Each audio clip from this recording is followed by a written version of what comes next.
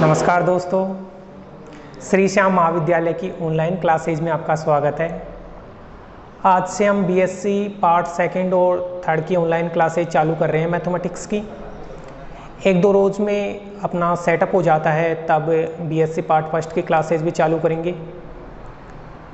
तो सबसे पहले हम सिलेबस के बारे में डिस्कस करते हैं। तो बीएससी पार्ट सेकंड के अंदर अपने 3 पेपर्स होते हैं, जैसे कि आपको पता होगा, और प्रत्येक पेपर जो होता है वो 40 मार्क्स का होता है।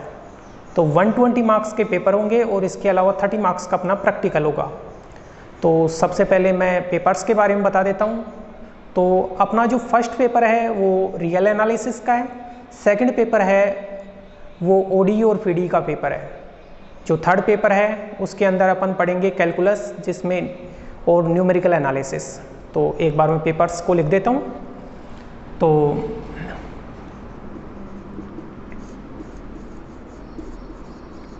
फर्स्ट पेपर जो है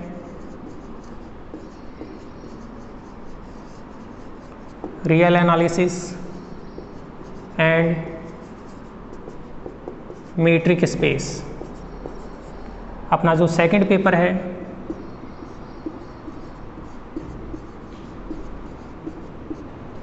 वो है ओडी एंड पीडी। थर्ड जो पेपर है वो है एनी एंड वेक्टर कैलकुलस। तो अपने 3 पेपर होंगे और 3 पेपरों के अंदर अपने को 6 बुक्स पढ़नी है। प्रत्येक पेपर के अंदर क्या है कि 2 बुक है, उसमें एक मेजर बुक है और एक माइनर वाली। मेजर बोले तो एक जो बुक है उसमें 4 यूनिट है और एक बुक में 1 यूनिट है। ऐसे प्रत्येक पेपर में ऐसा है। तो प्रत्येक जो पेपर होगा उसके अंदर 5 यूनिट अपने को पढ़ने हैं। आज हम सबसे पहले second paper ordinary differential equation चालू करते हैं। तो इसके बारे में आज जनरल इंट्रोडक्शन करते हैं और जो क्वेश्चंस हो पाते हैं उतने करते हैं। ठीक है दोस्तों, तो आप इन पेपर्स को देख लो, उसके बाद में अपन चालू करते हैं। तो अब इनको मैं हटा देता हूँ, उतार लेना इनको।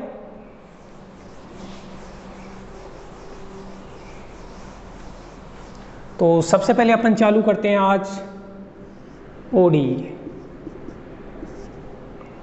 ये सेकंड पेपर है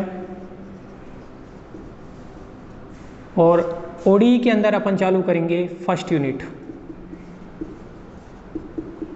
अपने को ओडी में 4 यूनिट पढ़ने हैं।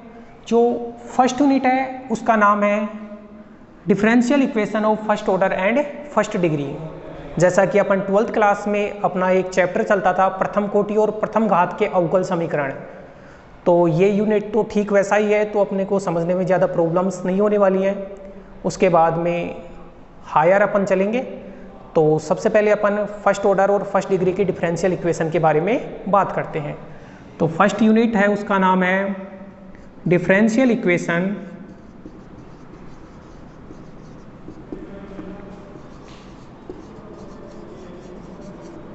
Of first order and first degree. प्रथम कोटि और प्रथम घात के अवकल समीकरण। तो सबसे पहले अपन बात करते हैं कि अवकल समीकरण होता क्या है। तो अवकल समीकरण को समझने से पहले अपने को स्वतंत्र चर और परतंत्र चर के बारे में समझना पड़ेगा। जैसे अपन सबसे पहले एक फंक्शन लिखते हैं y बराबर एफ एक्स। y बराबर एफ एक्स, y बराबर एफ एक्स है वो एक सिंगल वेरिएबल का फलन है। सबसे पहले अपने को इसमें यह देखना होता है कि कौन सा इनमें स्वतंत्र चर है और कौन सा परतंत्र चर है। क्योंकि जैसे अपन डिफरेंशियल इक्वेशन पढ़ेंगे तो जो अवकल समीकरण होता है वो परतंत्र चर का होता है और स्वतंत्र चर के सापेक्ष होता है। जैसे अपन ये बोलते हैं कि भाई y का x के सापेक्ष अवकलन, इसका मतलब ये है कि यहाँ पे जो y है वो परतंत्र चर है और x जो है वो स्वतंत्र चर है। तो सबसे पहले तो अपने को इस फंक्शन में देख के ये पता लगाना पड़ेगा कि कौन सा डिपेंडेंट वेरिएबल है और कौन सा इंडिपेंडेंट वेरिएबल है। तो इसके अंदर ये जो x होता है इसको बोला जाता है इंडिपेंडेंट वेरिएबल।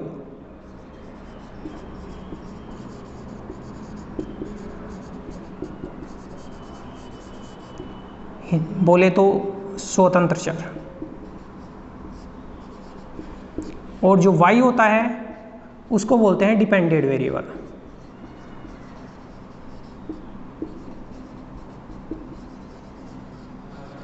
परतंत्र चर। अब इसको इंडिपेंडेंट वेरिएबल क्यों बोलते हैं, इसको डिपेंडेंट वेरिएबल क्यों बोलते हैं, तो जैसे अपन एक छोटे से एग्जांपल के थ्रू अगर हम समझे तो जैसे y बराबर है x+1,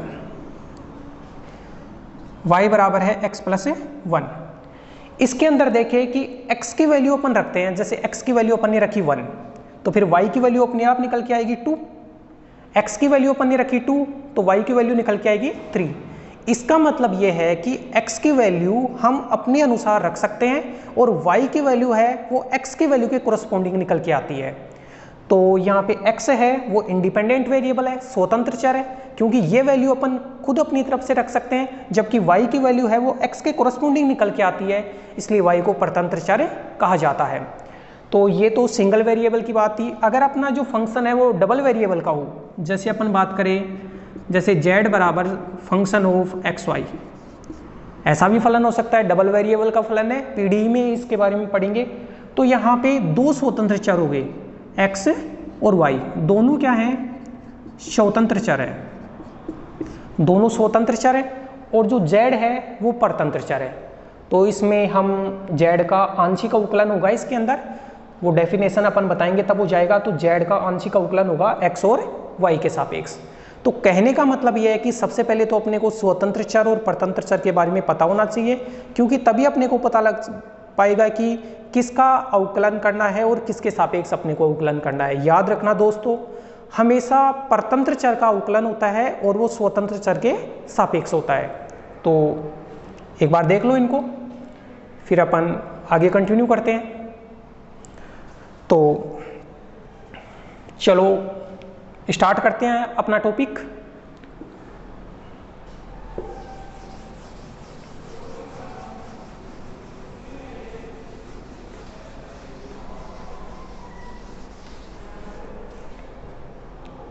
तो सबसे पहले अवकल समीकरण, जिसको बोला जाता है डिफरेंशियल इक्वेशन।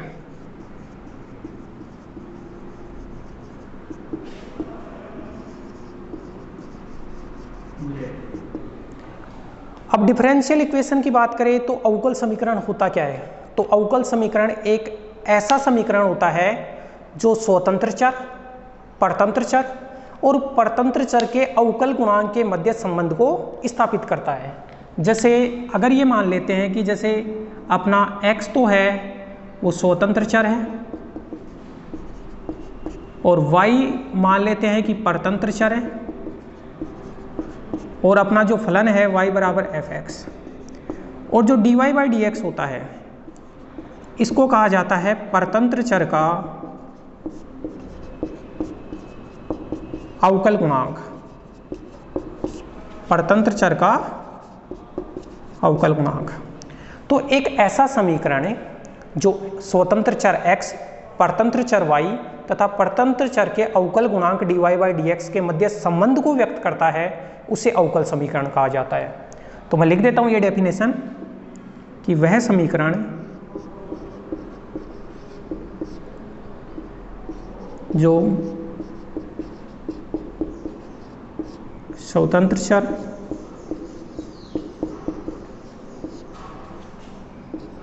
परतंत्र चर व परतंत्र चर के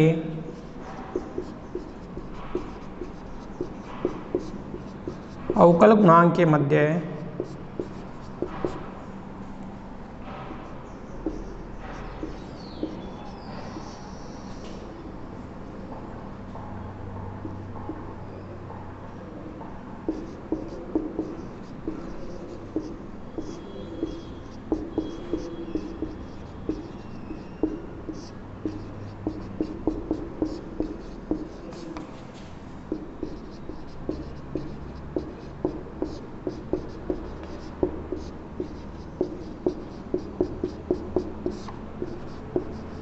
अवकल समीकरण कहलाता है। तो इस परिभाषा को अपने को याद भी करना है और राइट डाउन भी करना है।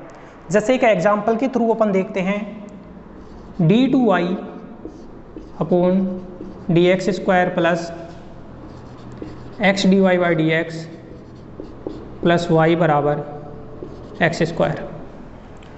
तो ये एक अवकल समीकरण है, क्योंकि इसमें y का x के सापेक्ष 2 बार अवकलन हो रखा है। यहाँ पे y है वो परतंत्र चर है और x जो है वो स्वतंत्र चर है। तो ये एक डिफरेंशियल इक्वेशन का एग्जाम्पल है।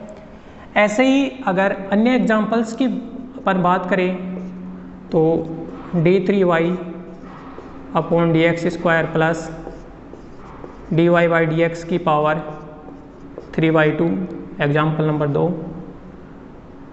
बराबर 0। ये भी एक डिफरेंशियल इक्वेशन का एग्जाम्पल है, क्योंकि यहाँ पे y का x के सापेक्ष 3 बार अवकलन हो रखा है और dy बाई dx है।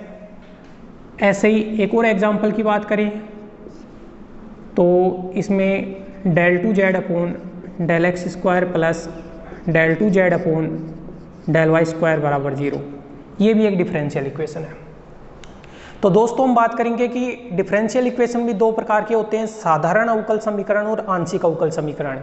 जो अपनी ये बुक है, जिसको ओडीई जो बुक है, उस साधारण अवकल समीकरण के बारे में, आंशिक अवकल समीकरण के बारे में अपन अगली बुक में पढ़ेंगे, जो अपना 5वां यूनिट है। तो सबसे पहले तो ये डिफरेंशियल इक्वेशन हो गई, ये भी साधारण अवकल समीकरण हो गया, ये भी साधारण अवकल समीकरण का एग्जाम्पल है, और ये जो है वो आंशिक अवकल समीकरण का एग्जाम्पल है। अब बात दिमाग में यह आती है कि साधारण अवकल समीकरण और आंशिक अवकल समीकरण में अंतर क्या होता है।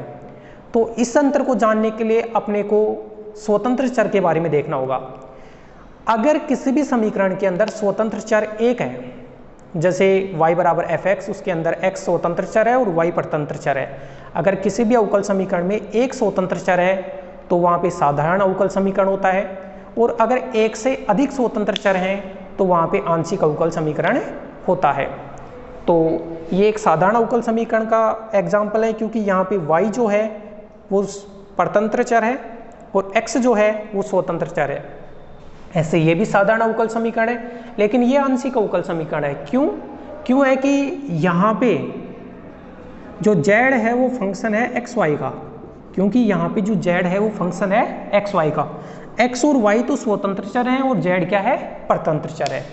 तो ये अपना डिफरेंशियल इक्वेशन की परिभाषा है, इसको समझ लो और इनको उतार लेते हैं, उसके बाद में अपन आगे चलते हैं। अब इसके बाद में अपन अवकल समीकरण की कोटि और घात के बारे में बात करेंगे। तो कभी कभी यहाँ से क्वेश्चन आ जाता है कि कोई भी डिफरेंशियल इक्वेशन दे के अपने को पूछ लेता है कि इसका क्या ऑर्डर है और क्या इसकी डिग्री है। तो एक बार इसको राइट डाउन कर लो, उसके बाद में अपन आगे चलते हैं।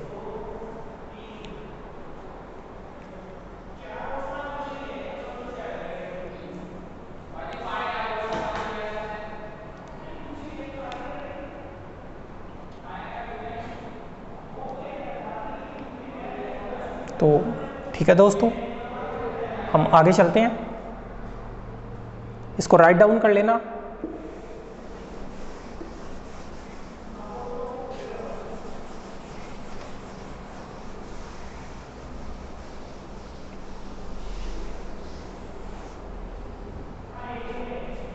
अब बात करते हैं, जो टॉपिक है वो है अवकल समीकरण की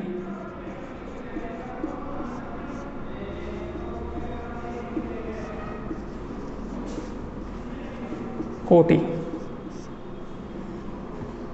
इंग्लिश में इसको बोलते हैं ऑर्डर ऑफ ए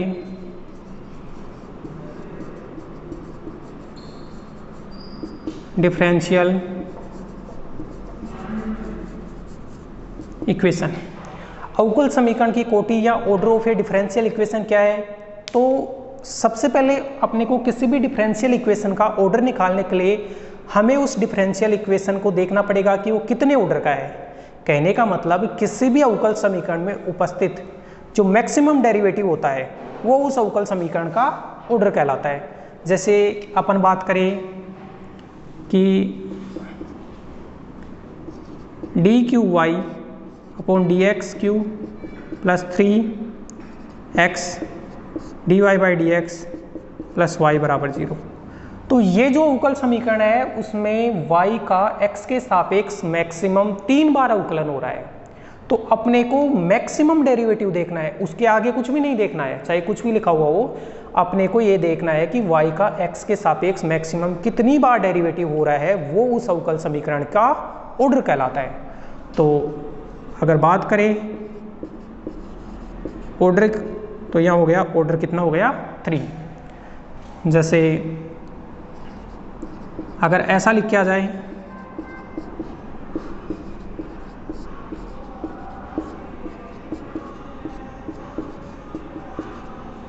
अब लिखा हुआ कुछ भी हो लेकिन अपने को तो ये देखना है कि अधिकतम अवकलज कहाँ है। तो अपना अधिकतम अवकलज ये है, तो y का x के सापेक्ष 2 बार अवकलन हो रहा है।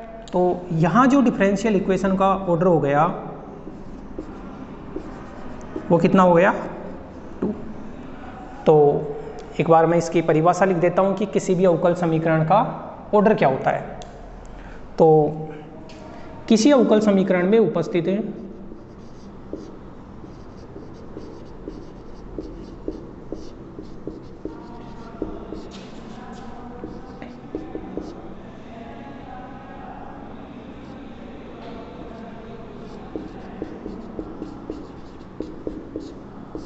उच्चतम अवकलज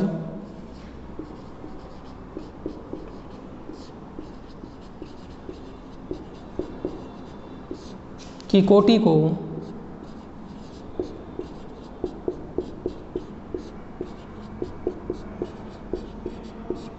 उस अवकल समीकरण की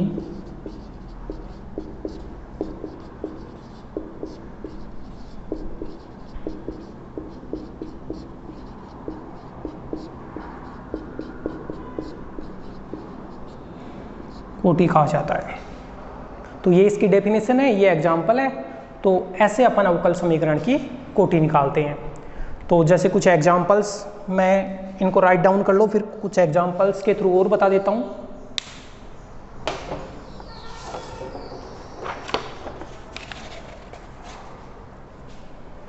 तो एक बार इनको राइट डाउन कर लो।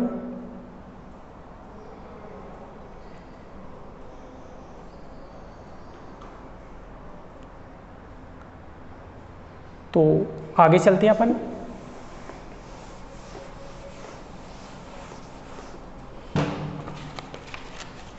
जैसे एक एग्जाम्पल है, e की power dqy upon dx cube plus 2x d2y upon dx square plus y बराबर 0। तो इस अवकल समीकरण में अपन ये देखेंगे कि मैक्सिमम कितनी बार अवकलन हो रहा है। तो अधिकतम y का x के सापेक्ष 3 बार अवकलन हो रहा है। तो यहाँ पे अवकल समीकरण का जो ऑर्डर है वो कितना हो गया 3।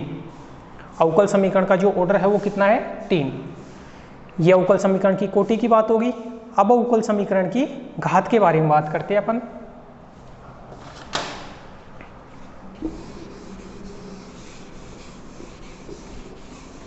तो अपनी जो डिफरेंशियल इक्वेशन की जो बुक है उसमें 1.1 के अंदर बहुत सारे क्वेश्चन ऐसे दिए हुए हैं जिनके अंदर अपने को ऑर्डर और डिग्री निकालनी होगी। तो एक बार उनके ऊपर प्रैक्टिस करेंगे अपन एक एक क्वेश्चन को लेके।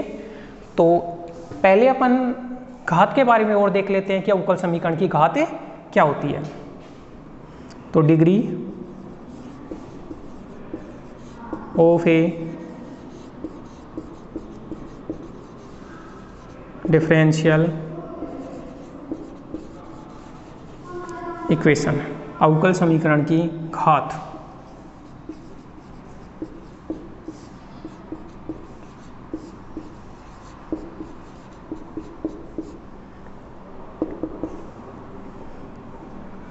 अवकल समीकरण की घात क्या होता है कि अपने को कोई भी अवकल समीकरण दिया है, उस अवकल समीकरण को देख के सबसे पहले तो अपन उसका ऑर्डर तो लिख लेंगे कि भाई कितनी कोटि का अवकल समीकरण है।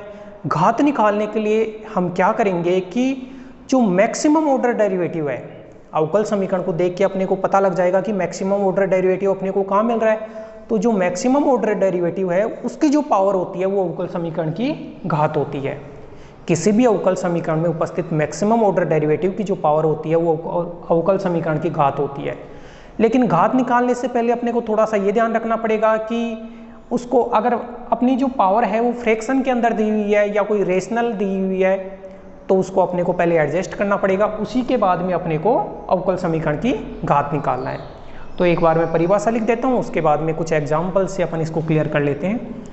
तो किसी भी अवकल समीकरण में उपस्थित है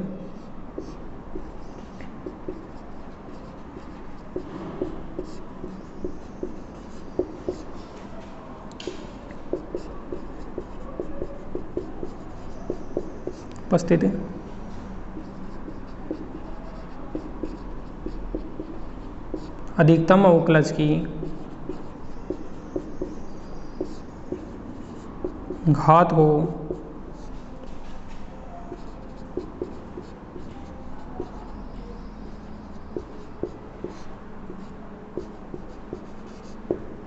अवकल समीकरण की घात कहा जाता है।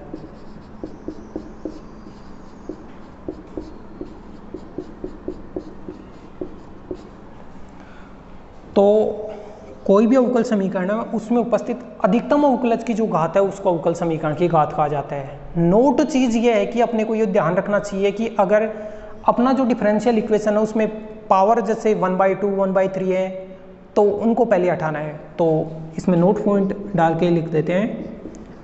नोट पॉइंट फर्स्ट है, अवकल समीकरण की घात निकालने के लिए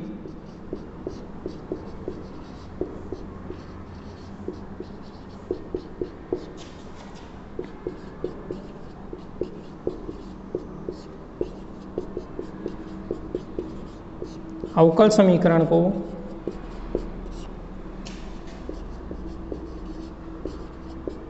परिमेय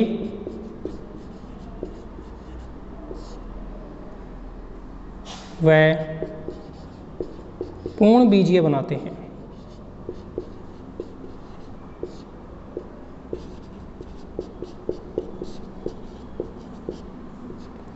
एक तो ये है। एक दूसरा पॉइंट जो नोट पॉइंट है उसके अंदर सेकंड ये देखना है कि कोई भी डिफरेंशियल इक्वेशन है उसका ऑर्डर हमेशा डिफाइन होता है, लेकिन उसकी जो पावर है उसकी जो डिग्री है वो डिफाइन हो भी सकती है वो नहीं भी हो सकती है। जैसे कैसे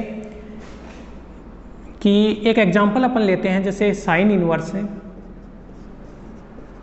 d2y/dx² प्लस dy/dx बराबर 0।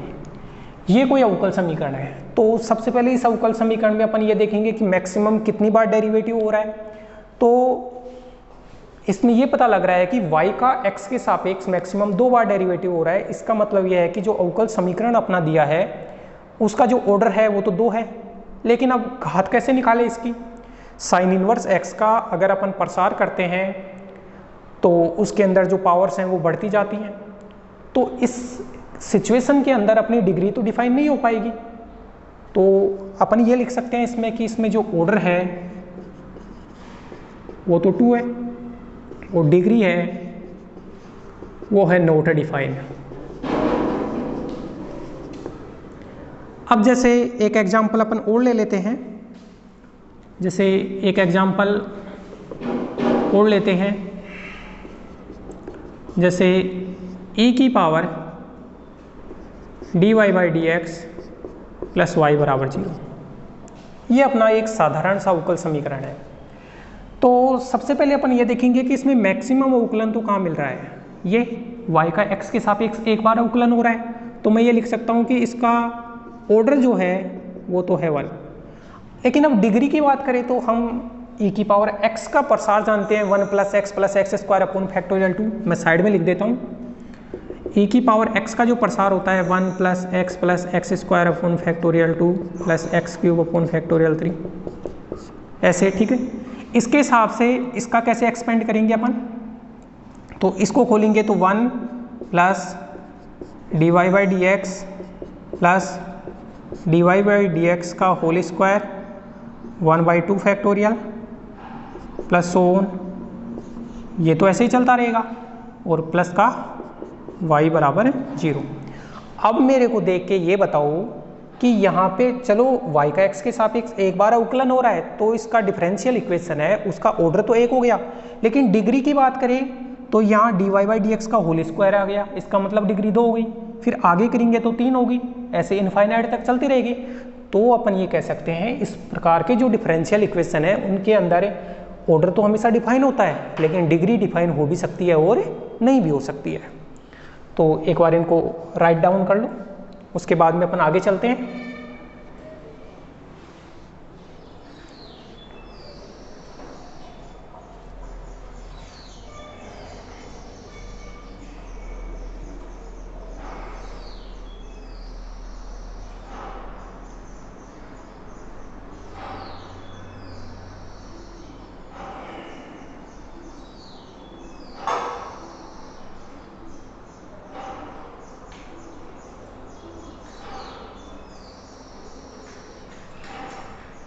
तो ठीक है दोस्तों, आप वीडियो को रोककर उतार लिया करो, अगर उतारने में दिक्कत हो तो बाद में वीडियो को पुश करके उतार लिया करो।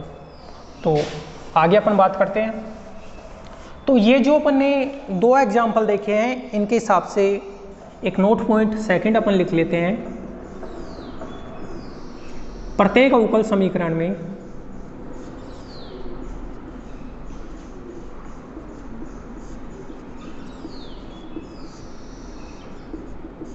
कोटि सदैव परिभाषित होती है,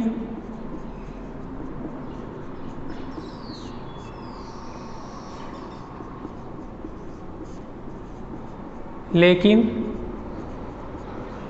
घात अपरिभाषित भी हो सकती है।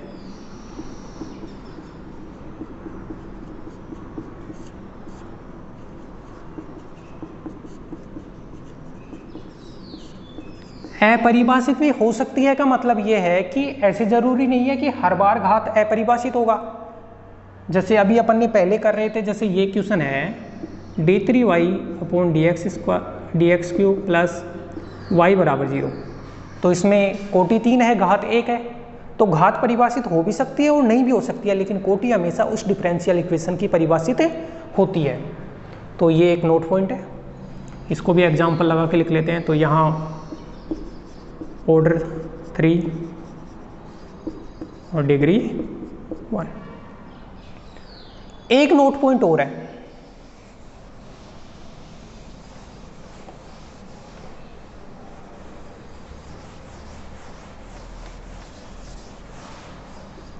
एक नोट पॉइंट और है।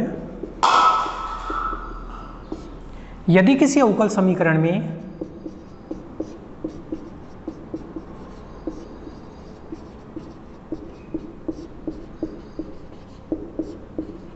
अगर किसी अवकल समीकरण में ऐसा मिल जाए अपने को fy/dx या फिर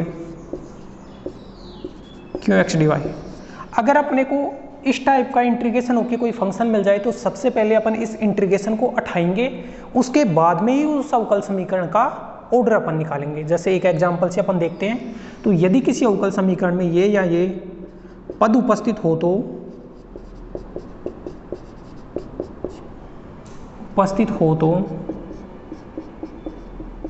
समाकलन के द्वारा अवकलन के द्वारा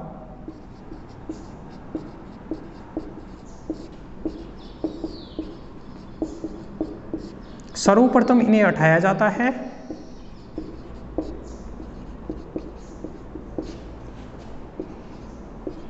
इन्हें हटाकर अवकल समीकरण का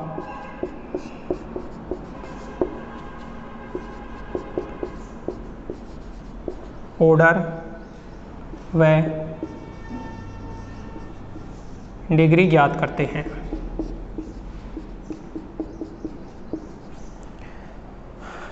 अब इसको एक एग्जाम्पल के थ्रू देखते हैं। अपनी बुक का एग्जाम्पल लेते हैं अपन।